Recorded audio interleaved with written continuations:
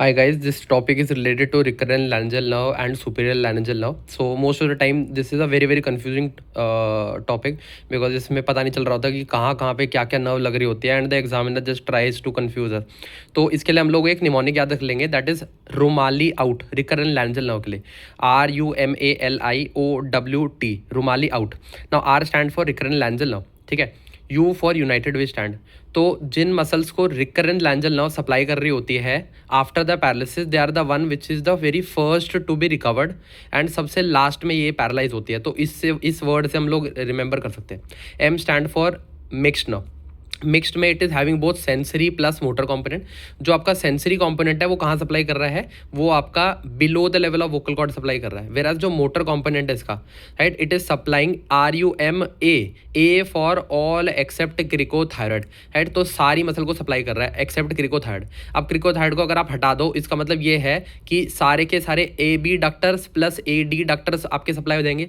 इसका मतलब जो एकमात्र मसल हमारे पास जो AB डक्टर है that is the posterior cricoarytenoid, वो आपका लिमिटिंग मसल हो जाएगी and that is why A also here stand for abductor palsy. अब अगर आपका अबडक्टर की पैल्सी होगी, अबडक्टर क्या करता है, वोकल कॉर्ड को आपका अबडक्टर जो है वो आपका लेटरल पोजीशन में ऐसे बाहर की तरफ लेके जाएगा. ठीक है, तो अगर उसकी पैल्सी हो गई तो यहाँ पे साफ साफ लिखा हुआ है कि the vocal cord will come in the mid line. अगर ये पैल्सी होगी तो ये ऐसे हो जाएगा. ठीक है, so this will lead to the position of the vocal cord that is the adducted. थोड़ा सा बीच वाली जो पोजीशन होगी वो आ जाएगी, अडक्टेड पोजीशन में आ जाएगी. ठीक है, RUMAL. अगर आपका वोकल कॉर्ड AD डक्टेड पोजीशन में आ गई है देन आपको इसको करेक्ट करने के लिए क्या करना पड़ेगा. ठीक है, you will have to take the vocal cord into the lateral position. L stand for the lateralisation that is type 2 thyroplasty इसको हम लोग बोलते हैं. I for incomplete nerve palsy because सारी की सारी जो है मसल अभी पैरालाइज नहीं हुई है. ठीक है, उस वजह से हम लोग बोलेंगे कि इनकम्प्लीट नर्व पैल्सी है ये. ठीक है.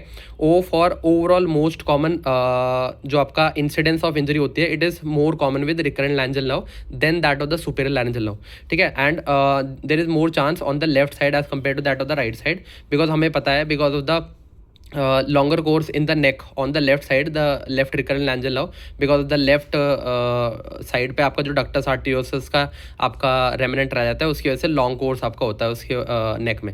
W stand for Wegener's Grossman's law.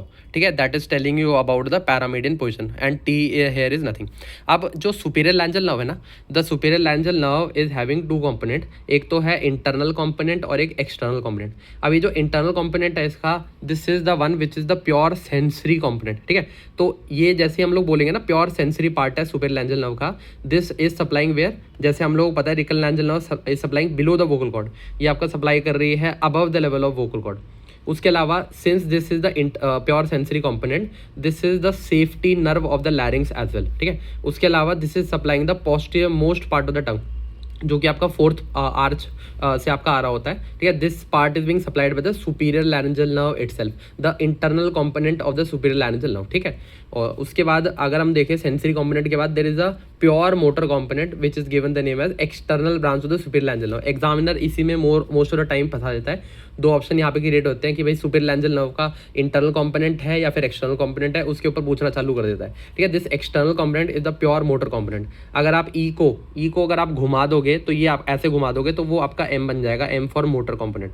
ठीक है, अब ये किसको सप्लाई कर रहा है, बहुत आसान है, हमें ऑलरेडी पता है कि all muscles are supplied by right recurrent laryngeal nerve except cricothyroid. ये क्रिकोथायरॉइड को कौन सप्लाई करेगा, it is the external component of the superior laryngeal nerve. ठीक है, अब मान लो ये जो सुपीरियर laryngeal nerve का ये जो एक्सटर्नल कंपोनेंट है जिस क्रिकोथायरॉइड को सप्लाई कर रहा है this is the strongest adductor that we are having and also this is the game changer muscle इसको हम लोग बोलते हैं. ठीक है, इन लेमन टर्म्स. ठीक है, याद रखने के लिए कि सारी की सारी जो पोजीशन होती है वोकल कॉर्ड की इस मसल के ऊपर डिपेंड करती है. ठीक है, अब मान लो अगर आपका क्रिकोथायरॉइड की अगर आपकी पैल्सी होगी because of the external branch अगर आपका डैमेज होती है उसकी वजह से what position it will have is it will have the AD ducted because ये AB डक्शन करता है, बीच में लेके आता है वोकल कॉर्ड को, तो AD डक्टेड पोजीशन में आ जाएगी.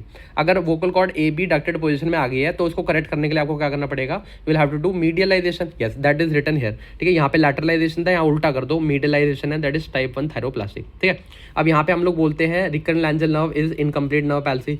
यहाँ पे हम लोग देखेंगे अगर उसके साथ साथ सुपीरियर laryngeal nerve पैल्सी भी होती है तो इसको हम लोग बोलते हैं कंप्लीट नर्व पैल्सी और द टोटल नर्व पैल्सी. अगर आपका पोजीशन देखोगे ना वोकल कॉर्ड की, after the complete nerve palsy, मतलब अगर एक साइड की आपकी superior laryngeal nerve as well as recurrent laryngeal nerve दोनों की दोनों आपकी जो है वो डैमेज हो जाती है, तो the position will be somewhere in between, ठीक है, that is the cadaveric position और द इंटरमीडिएट पोजीशन, जो कि यहाँ पे लिखा हुआ है, ठीक है। ये जो पोजीशन है इंटरमीडिएट पोजीशन आपकी आ जाती है, ठीक है। उसके बाद यहाँ पे हम लोग देखेंगे जो सुपीरियर लैंजल नर्व है, this is more prone to injury in case of thyroid surgery, unilateral superior laryngeal nerve and recurrent laryngeal nerve, most common cause of injury for both of these is thyroid surgery. Thank you.